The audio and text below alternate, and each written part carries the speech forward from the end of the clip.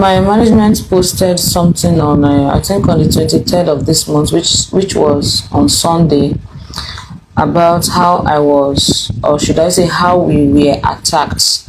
I don't know if I should call them bandits or I should call them armed robbers. I don't know what I should call them. So on that 23rd, or okay, on 22nd, I went live on Facebook. I talked about insecurity, about the kidnapping and all of that. That was what I deliberated on Facebook. So I was there for like 1 hour, and let me just say for like 1 hour. So after the live video, then I went off, and then it was in Asaba in Delta State in my house. So I went off, and then I plugged my phone, went inside. After I finished eating, I went inside my room. I was now having this because I have ulcer, so it now started disturbing me that night. So when the ulcer was disturbing me, I took a smethidine injection and lay down. All of a sudden I started hearing some kind, like our dog started barking. Then I was like, what was wrong with the dog? Why was the dog barking like that? So I messaged one of our neighbor that why is the dog barking like that. He said that the other neighbor just came back, so probably that is why the dog was barking. I said okay, no problem.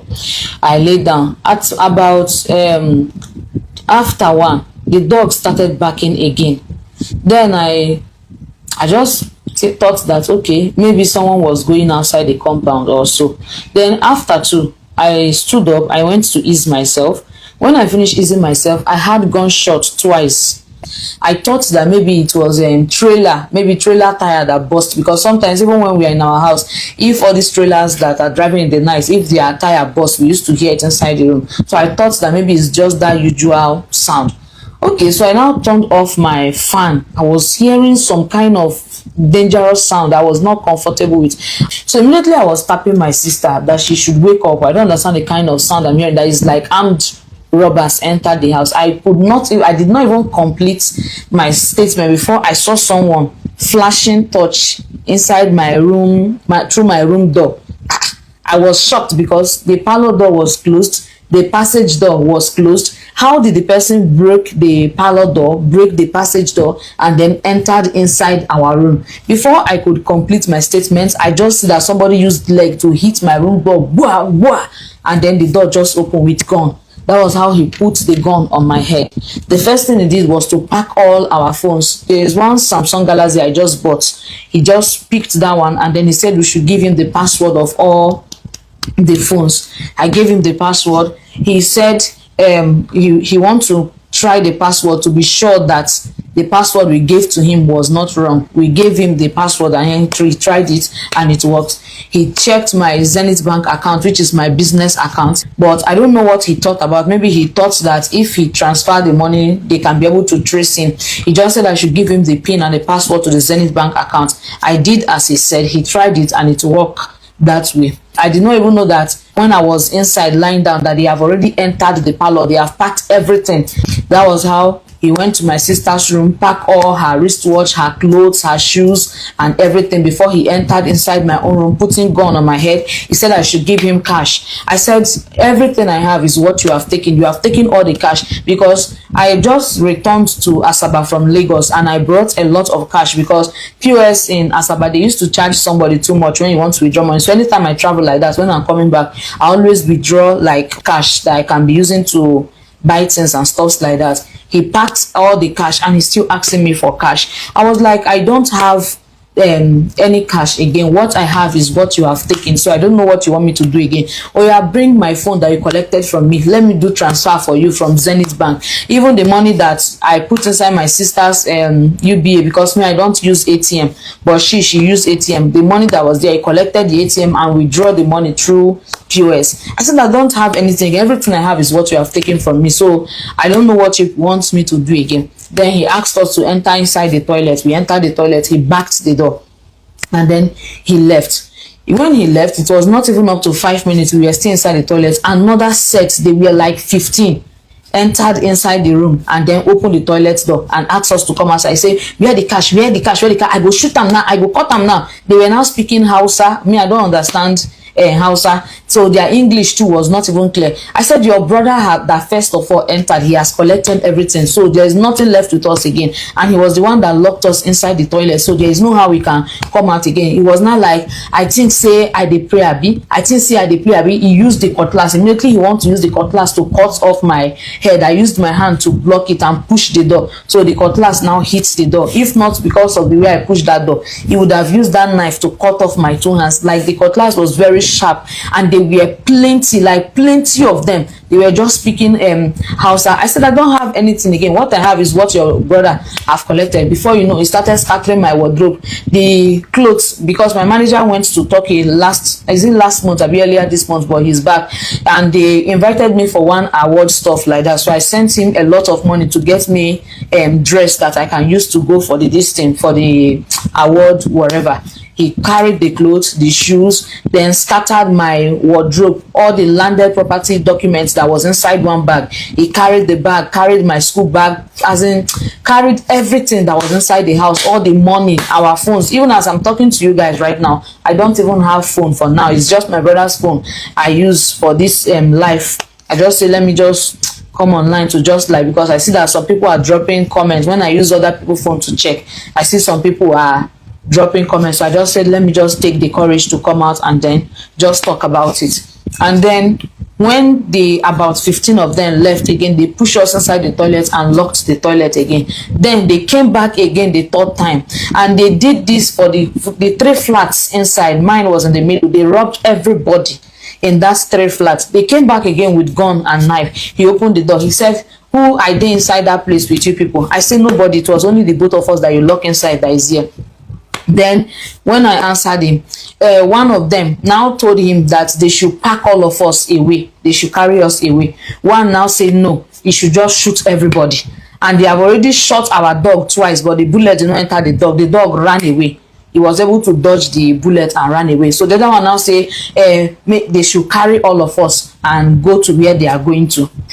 We could not even send him. We are just shaking because we don't even know what to say that will offend them the more.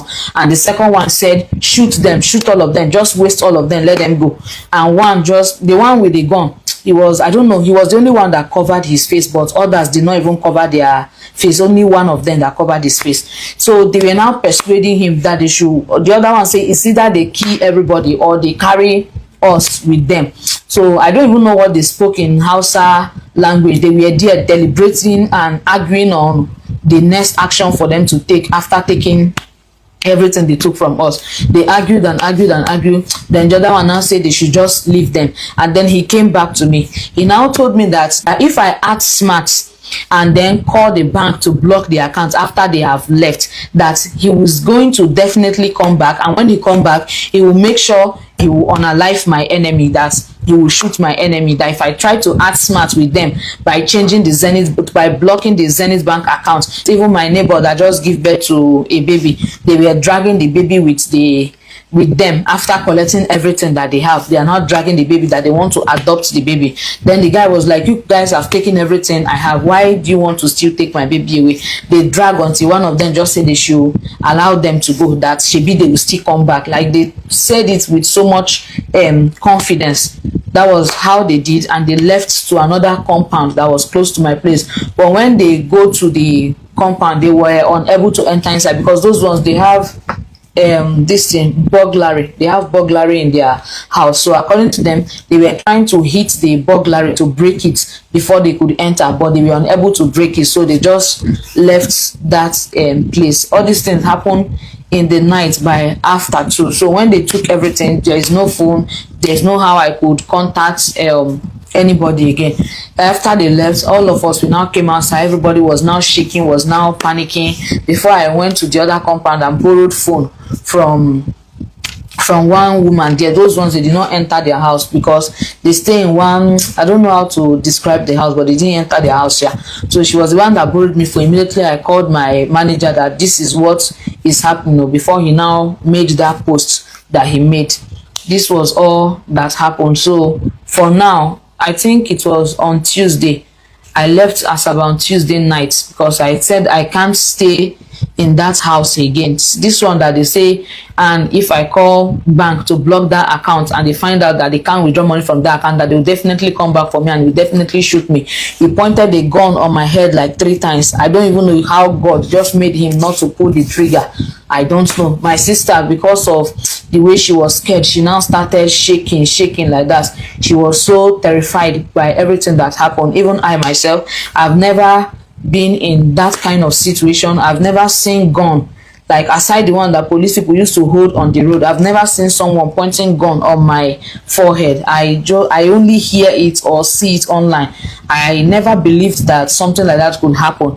And even while I was live on Facebook that same day, I was telling everybody that we should not keep quiet about the insecurity happening in this country, because nobody knows the next victim. I don't even know that I was going to be the next victim. That was what we talked about that night. I said, whether your followers are much or they are not much, that you should just speak up about the insecurity, because we can't be quiet that, okay, it's happening in this state, it's not happening to me. Nobody knows who will be the next victim. As if I knew that I was even going to be the next victim. That was how everything happened fast, and it affected me so bad because I was already sick that night, and then the shock and everything made me to, like, I don't feel well, like I don't even have rest of mind or peace. If I'm sleeping, if I try to close my eye to sleep, it will be like somebody is pointing gun on my head, like the whole scene keep flashing on my head. So I went to see a doctor and also a pharmacist, and then they prescribed one drug for me that they gave me, that the drug will help my brain to, like, will help my brain to heal from the trauma and all of that. So for now, I have not gotten any phone. I've just used my brother's phone to come live for now. And for now, let me just say, for this week, I don't think I can make any content or anything like that. Let me just find a way to sort myself out and then get myself off whatever that has happened. And I even want to say. And also, that's that for that. So let's just not keep calm about this insecurity of 18. Even my iCloud, please, for those of you that buy property from me, that have my number, that have the company's number, if anybody chats you with that WhatsApp, please don't respond though. They've changed my iCloud password. Like, I don't even have access to any of those things. So if anybody message you with my WhatsApp telling you I'm the one, or asking you for money or whatever from my WhatsApp, if you do not see my face, please don't answer them. I'm not the one. They've changed my iCloud password already. So please, should in case anybody message you with my WhatsApp, for now I'm not even on WhatsApp. I've not gotten any phone. If anybody message you on WhatsApp claiming that I'm the one asking you for money or anything, please don't answer them. I'm not the one, no, because they've changed my iCloud password. They've changed everything. So please, let's be careful, because I don't understand the way these people are moving, and I don't even know how God did it, because if not for God that intervened, their plan was most, like, they are more than 30. And they are plenty. Some are suggesting they should take us along with them, while others suggest they should shoot all of us. Even my neighbor, his mother-in-law, they use gun to wipe her head. I don't know why they use gun to wipe her head, but she says she did not even drag with them. That when she saw them through window, she was trying to, like, look at them, and then he now used gun to wipe her head. The old woman's head now swelled up, became very, very big, and the way they were dragging the baby, that is why I said I don't know if I should call them armed robbers or I should call them bandits. Because if I say armed robber, I know that armed robber just come to, like, maybe steal something, unalive the person and go. But with the way they were deliberating whether to take us away or to now shoot all of us, that was why I'm saying this can be bandits. Because if they are not bandits, I don't know why they want to adopt that little baby, why they want to forcefully take that 2 months baby from the parents. So I don't know if I should say they are armed robbers or I should say that they are bandits. I don't know. but please, let's endeavor to be careful. If you know that in your house there is no burglary outside, it is important you do that, because this one now does not even, I was not even traveling, I was not outside, I was inside my house, like in my own room, and somebody was able to break the parlor, break the passage door, break my own room door before getting access to me. For you to see how these things are, I didn't go out, I didn't travel, I was in my own home, in my own house when this thing happened. So if somebody in their own house can be attacked in this way, I wonder what will happen to someone who they met maybe on the road traveling. For now, I would advise that if you don't have anything important, or if you don't even have money for flights, maybe you should restrict your traveling for now, because these guys are not joking. Oh, I don't even know if it is Miracle My Name that spoke for me. I don't know, but I've already given up hope, because I thought that they would even shoot me with the way they reacted. Like he was pointing the gun on my head face to face like this, and the gun is, these are not toy guns, because they shot twice before entering inside our room. Yes, after immediately they left, I crossed and called my manager to call my account officer to block the Zenith Bank, because that Zenith Bank is company account. That was the only one, and all the cash in the house and other valuable properties, the wristwatch, every valuable expensive stuff, they packed all of them. Even clothes that my manager got for me from Turkey that I've not even wore, but that was how they took everything. But I just want to thank God that they did not kill any of us. It was properties and valuables that they take, and as God will have it, so long there is life, there is hope, we will rise again and we will do well again. So currently, to my clients, I am not in Asaba currently. I will still come back to Asaba, but not now. Let me be fine first. And also because of the kind of threats, so even if I'm coming back to Asaba for now, I will not return back to that same house.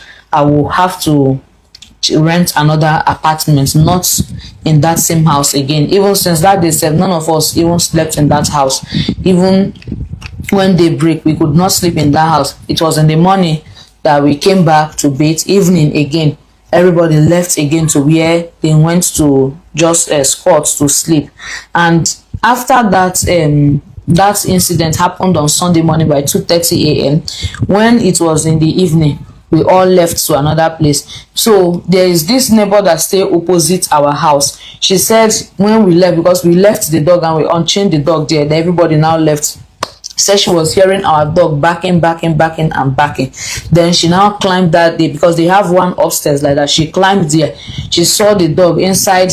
Like the land that is close to my house belongs to the landlord, so he's yet to build in that place. So that place is just totally bush. So she said when she put on the torch, she saw some kind of movement inside the bush, and that was exactly the place that the dog was barking at someone that she did not see, the people she did not know. So this is for us to know that that particular place is not really safe for now, because according to her, she says though she didn't see the people, but she saw movement inside the bush and the dog running towards that direction. And then she have to come down from that stairs, because she don't know who is watching. They should not go and see her and then shoot her enemy. That was why she left here. So for now, I'm not in Asaba. My coming back will be maybe when I've seen another place, another apartment again.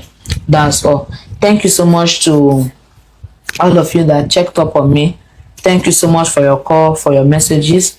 I appreciate. Even those who called my manager, he delivered all your messages. Thank you so much. Take care. Have a good night rest. And please stay safe out there and be careful, please. Thank you, guys.